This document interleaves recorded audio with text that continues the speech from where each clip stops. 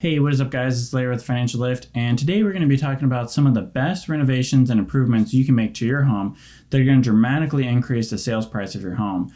And some of these are going to be fairly inexpensive. Not all of them are expensive. Some of them are just going to be around $50 or a couple $100. And even if you aren't necessarily planning on selling your home anytime soon, it is worth learning about so that way when you do proceed with renovations, you have that in mind as far as which renovations do have the biggest return on your investment.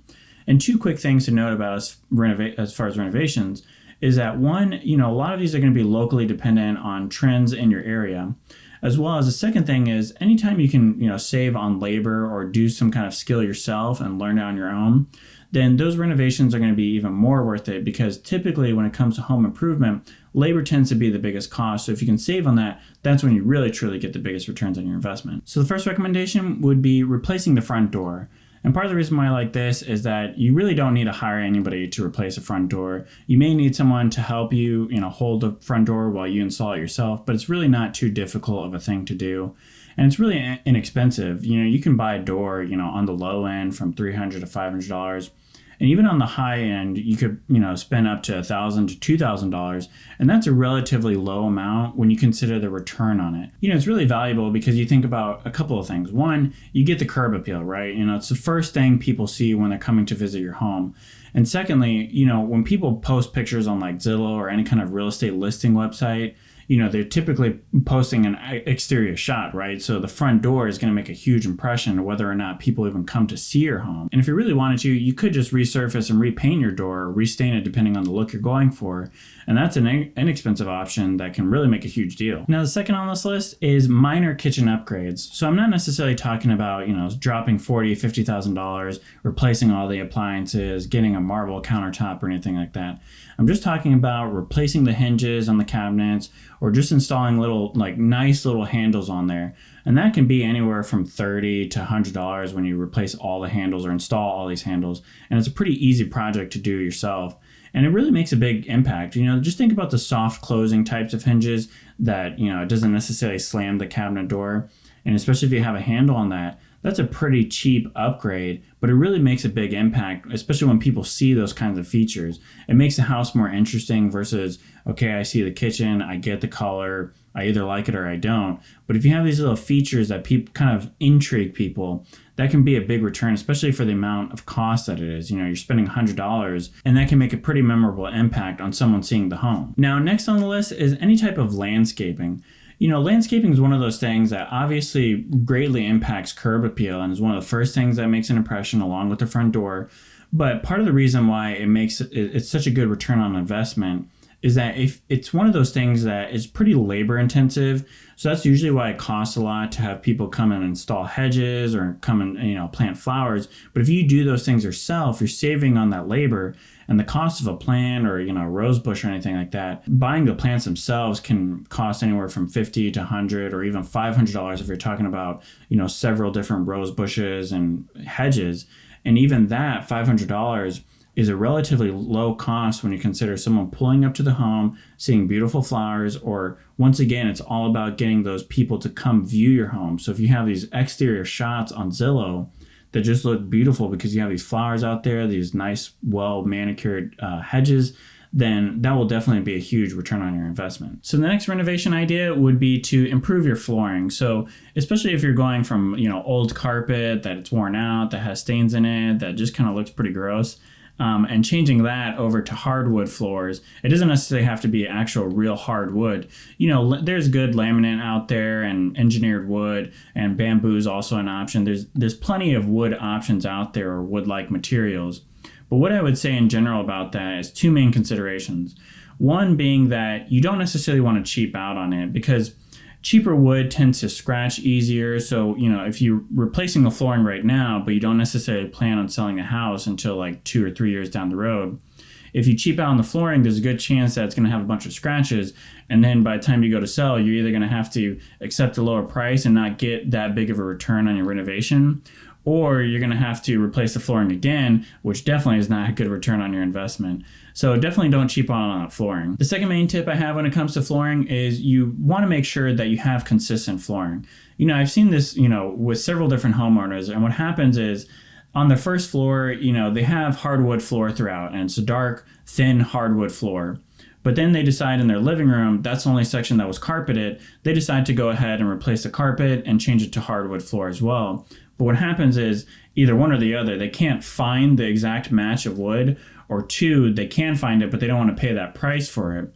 So what they end up doing is finding something very similar, but not quite exactly the same. And the thing is, especially when you're selling a house and you don't stage your home, it's immediately noticeable. A lot of people just right away see that, it may not necessarily be so noticeable when you have a couch on top of it or, a big rug on top.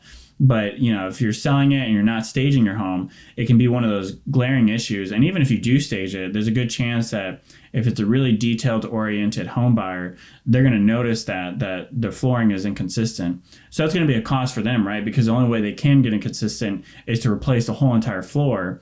And that may be something for you to consider to do, is that if you're going to replace a section of the flooring, you might as well just go ahead and replace the entire floor, so that way you can get it to match. And this kind of gets into a bigger issue too with, people renovating their homes section by section, but they do it over the span of a couple of years. So, their bathroom downstairs, they'll renovate that bathroom and have, a certain type of tiling. And they want that tiling to match the tiling upstairs, but by the time they get to that renovation project, they decide, that trend is out of style now. We're going to go with a completely different idea.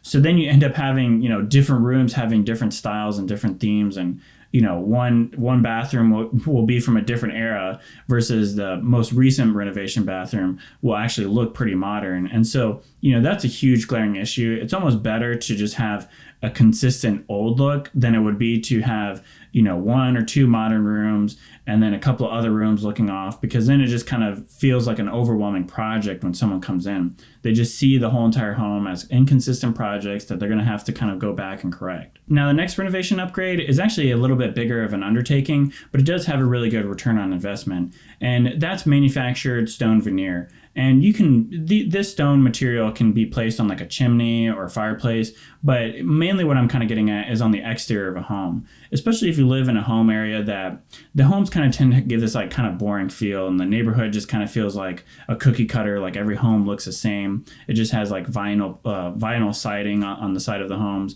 And so it just kind of seems pretty boring. But if you're one of the few homes in the area that can have this stone look, it just gives the house kind of a more complete feel to it. And obviously this is going to be locational based, because if you live in an area that's something that's not valued, then you're not going to get a return on your investment. You can still do it if that's something you like aesthetically, but if you're hoping to get a good return on that investment, make sure that trend is an area, it's local dependent. So make sure your local area values having manufactured stone veneer. So the last major renovation I wanted to mention is replacing a roof. And it doesn't necessarily have much to do with aesthetics, but it does have something to do with, it's one of those things that a lot of people know to ask for when they're looking to buy a home, especially if you're like a second time home buyer or an investment buyer.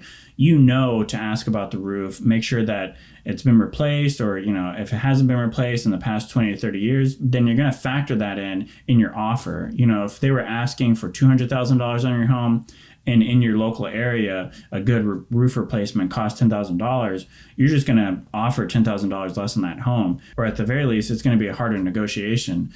So that's one of those things where if you can at least replace a roof 2 to 3 years before you actually go to put up your home, then at least you get the benefit of having a new roof, especially because that can reduce, energy use. It makes for a more efficient home. It's better insulated. So at least you get that benefit, and you can expect anyways to get a pretty good return on that investment. So if you stuck around this long, kind of as a thank you, I want to give one last huge major tip that's really relevant to anybody.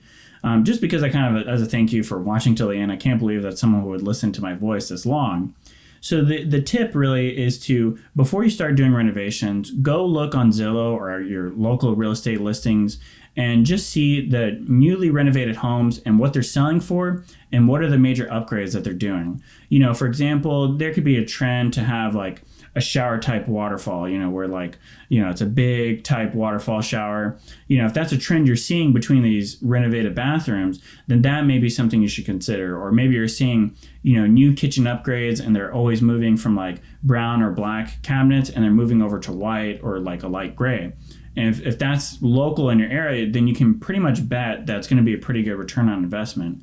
And the other major consideration, and the reason this is beneficial, is you can see what the return on investment is, because if the highest priced homes in your area are $200,000 and your home is $190,000, then dropping $40,000, $50,000 on a kitchen remodel is not going to be a good return on your investment, because it's not going to be able to outprice your local area. You know, your homes are kind of capped at a certain area. They're not going to go above 200,000, maybe 205,000, but you're not going to recoup that full $40,000, $50,000 you're dropping on the kitchen. So that's it for this video. I hope you found these ideas useful, and you may not necessarily be using them right now, but maybe some point down the road you actually will use them.